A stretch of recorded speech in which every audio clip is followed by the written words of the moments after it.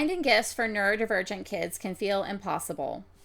You have to check so many boxes. You want something that they'll actually use, that doesn't get put on a shelf and forgotten a week later. It needs to be something that'll fit their sensory needs, their energy level, their special interests, something that's age appropriate, and that also won't break in a week. I've got 4 kids, all likely neurodivergent in some way. And I'm going to recommend some gifts that have actually lasted us months, if not years. Raising neurodivergent kids is messy, beautiful, and a lot. I'm Mary Ellen Yates, and this is Growing Together, Neurodiversity at Home. Let's figure it out together. Okay, let's get started. I clumped the gift suggestions into a few categories. The first category is screen light options. Then we have sensory options, movement gifts, and bonus disposable options as well. So let's start with the screen light options. My number 1 pick is the Yoto Mini. If you haven't heard of it, it's a small audio player that you put in a card and it plays an audiobook. My kids have had these for years, at least 4+ years. So I highly recommend, all the way from toddler age to preteen age. So our first Christmas using Yoto, we got the regular Yoto player and we got the mini player. The Yoto player is larger. It has a larger charge time, better speaker system, a thermometer, a night light. It has some other cool options. But with that, the one that we had, it only had a charging dock, and my oldest son broke the mechanism on the player so that it didn't fit in the charging dock and docked. And so then that player became a brick. But we had gotten my second son a Yoto Mini, and that thing has lasted years.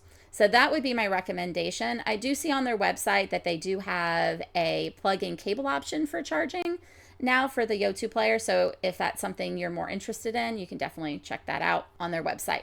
But I'm going to talk about the Mini. I have 3 minis currently for my 3 oldest. They look like this. And then you can get a jacket for them, which protects the minis. My kids drop these a lot. And it also is great for being able to tell them apart because they will fight over whose is whose. So one of my sons has blue, one of my sons has yellow, and my daughter has pink. As you can see, my daughter's is the newest, so her jacket is still all together and she still has her carrying string.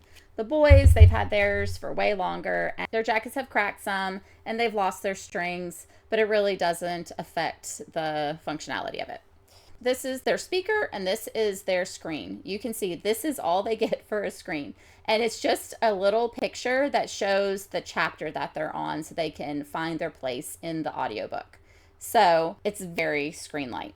And then they can plug in a headphone if they would like. There's a jack for that. This is where they plug in for charging. And then this turns it on and off and you can see the battery power and stuff. And then they have all these handy dandy cards. These are about the size of a playing card and you could even put them in card albums if you wanted. And then you just slide them in. It shows them if it's dead. Let me find one that's actually charged. And then they just put in the card and then you can hear the music. This turns the volume. They can change the chapters and do different things. These also tell the time and the weather. You have the little icon for the weather. And then you have other channels as well. There's a radio station and there's a news channel that has Jake the News Guy that my kids also really like to listen to. The reason I picked a Yoto player over the Tonys that are very similar is I could just imagine myself stepping on all the little icons from the Tonys. And I figured the kids would play with them and lose them quickly, but they also lose their cards pretty quickly too. But what's nice is I have an app on my phone that all of the Yoto players are synced to, and I have a library that has all of the cards that I have purchased. And there's even some free stories in there too, and some digital stories. And I can click on the story that I want, and I can click on the device I want it sent to, and my kids can listen to whatever story they want to listen to, and then control it from there. So that's nice too. So if my kids lose their cards, they can still come to me at night and say, I want to listen to this to go to bed. and it makes everyone happy. Here's some card options. You can make your own card. You record yourself and then program it to the card, which I've done. I did a lot of our favorite board book stories and put them on a card before for my kids. There's some seasonal cards. There's some llama's a popular one. They have a lot of educational cards, which I really like, and it helps supplement our homeschool. So there's Ladybird that has some educational cards, and then also Brain Bots, and they have different series with different information. There's some Julia Donaldson cards, if you're familiar with her. My favorite of hers is The Snail and the Whale, but she has some great short stories. And right now, the Magic Tree House is extremely popular in our house. They listen to this one a lot. So for my 4-year-old daughter, her favorites are Mickey and Minnie Adventures. They're just really short stories. And she likes to listen to that or the soundtrack of Frozen because she is obsessed with Elsa. And then my second kid really likes listening to the Magic Treehouse books. The Ninja and the Amazon are very popular ones that he listens to a lot. And then he also likes listening to all of the informational ones, like with Brain Bots. All the educational ones are very fun to listen to. And then my oldest son, he likes a lot of the dragon stories, like Dragon Masters, The Boy That Lived with Dragons. And then he also likes classic literature, like the Chronicles of Narnia or Secret Garden or many others. So I really like that for him. He's the one that has dyslexia, so it's really nice for him to listen to books that are age appropriate that he's unable to read for himself right now.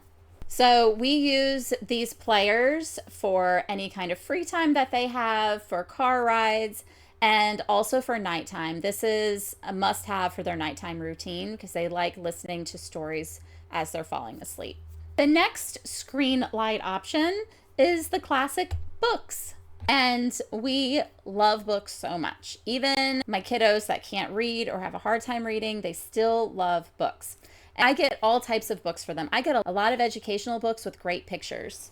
Like this DK classic book that you can see is a little banged up. You can see how great their illustrations are. My 7-year-old a lot of times will ask us to read a page to him at night as his bedtime reading story that he picks out.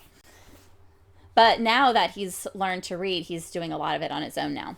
Or classics that are easier for early readers are Frog and Toad. Board books for those young ones that like to eat the books. They last a little bit longer. All of those are great options for reading. There's usually a few places that we get books. Thrift Book, a lot of times you can find really good deals on there. I really like bookshop.org. Their proceeds go to local bookstores. I have so many fond memories with my parents going into bookstores, so when I can support them, I like to. And then also the easiest is Amazon. And then another screen light option for kids that I've been thinking about getting for my oldest son is the Kindle Kids edition. It encourages independence with reading, but it's not overstimulating. It's going to be digital, so it's going to have a little light, so they can even use that when they're going to bed without a big overhead light on. There are no distractions. They don't have ads. They don't have access to the rest of the internet. And so they're just reading books. So let's talk about some sensory or regulation gifts. A popular one for my kids are very simple, and you can use it for multiple things, and that's blankets. My kids love blankets. They like the fuzzy blankets that you can usually get relatively inexpensively, and weighted blankets. It took a while for my kids to get the concept of the weighted blanket, but especially my 7-year-old has really been enjoying it lately. Another one that's good that my oldest son has tried out so far that I'm eyeing for my other kids as well are noise canceling earmuffs or headphones. My oldest son can get overstimulated and distracted often with a lot of noise. This helps him especially during homeschool, or if we go out in public to a really loud place, or even at church. A lot of times the music is really loud and he sometimes will struggle. So those have been very helpful for him. The squishy or those string type koosh balls are very fun. They don't usually damage anything. They're soft. They don't really hurt kids if they get thrown at them. But then they're also fun to squish and to pull. I do want to say that the squish ones will eventually pop, and so you'll have some kind of liquid ooze out. But the ones where it has all those fun strings coming out, those are fun, and those have lasted a pretty good while for us. And Play-Doh or modeling clay or any of those types of things are great. I personally like Play-Doh the most because it's reusable. And there's something about sand and the endless possibilities and the feel that it has that's just great for kids. And all of my kids still like to play with Kinetic Sand, and that goes from a 1-year-old to an 11-year-old. Sensory disc, I use this for homeschool, where it's this disc that has these nubs on it, and there's 2 different sides, and they like to rock on it by standing on it, or they like to sit on it and get that input that way as well. Water table or sandbox. The number one things that I feel like kids from a very young age are super attracted to, it's water and sand. My kids can spend hours playing with water and sand. So a water table and a sandbox are very nice. Now I live in Georgia, and sand is a little trickier here because if it's on the ground, ants often will get into it. But when we were in Germany, my kids played in sand for hours and we didn't have the issues with the ants. So it might be climate dependent on whether you're able to do that or find a spot that's maybe elevated so that they're able to do it. I do have to say, I don't know if this is strictly neurodivergent kids, but my kids have a hard time keeping sand in whatever container we put it in. They love to bring it other places and use it in different ways. So just be aware of that. It's great as an outside tool, but it might not stay where you want it to stay. Ours often goes onto the back patio and they make it into this big sandy area. And then water, there's so many things you can do with water. Also, another sensory thing that my kids have really enjoyed, but my husband kind of nixed, are water beads. They're so cool because they're these little balls, and then you add water and you see them grow, and they're great. And we would always do them outside, but for some reason, the kids like to sneak them inside. These little tiny beads are very hard and they are not comfortable to step on. And so once we finished them, my husband was like, no more. But they are awesome if you can find a way to secure them. I highly recommend them. So these are all great for regulation, but they also feel like they're just playing. Okay, let's talk about movement. My kids are very active. They need a lot of movement. And so I try to give them that because it makes everyone more peaceful and it makes our house calmer. So some things that have been popular for us is trampolines. There can be some safety concerns, so you would want to make sure that the net and all the safety stuff is in place. But I highly recommend for all ages, my 1.5-year-old to my preteen, they all get on the trampoline. Whenever they're getting restless in the house, I always tell them to go outside on the trampoline. For one, it helps them get outside, which helps calm them. Plus the movement, they need to get out that energy. And then they can do all these cool flips that helps other part of their nervous system and gives me a little bit of peace. I love things that get them out and get them moving. And so scooter and bike are great. My kids have tried a skateboard in the past. They've tried roller skates in the past. Those didn't last as long because their shoes will change, but bikes and scooters are a must-have whenever they're old enough. Another toy option, and this one is for inside that encourages movement, is a Pickler triangle. So we have a Pickler triangle and it will connector piece that you can have like either climb up like a rock climbing thing, or you can flip it over and it works as a slide. And then you can also use that board as a wobble. The specifications say you can use it for over 100 pounds. So all of my kids still fit that. And my second son, he does a lot of pacing and climbing. And so he uses this thing regularly. And most of my kids use it almost every day. And we're about to get into another Christmas. And so this has been almost a year that they've been using it. So I highly, highly recommend indoor movement. Okay, let's talk creative or open-ended gifts. So the first one would be a building set. These could be linking logs, wooden blocks, Duplos, Legos, Magnetiles. All these things my kids love and use regularly and often fight over them because, let's admit it, no matter how many you have, It is never enough if more than one kid is trying to build something. But it's something that you can add on to every year too. Another creation activity would be puzzles. And these are great for all ages as well. I myself even love a puzzle.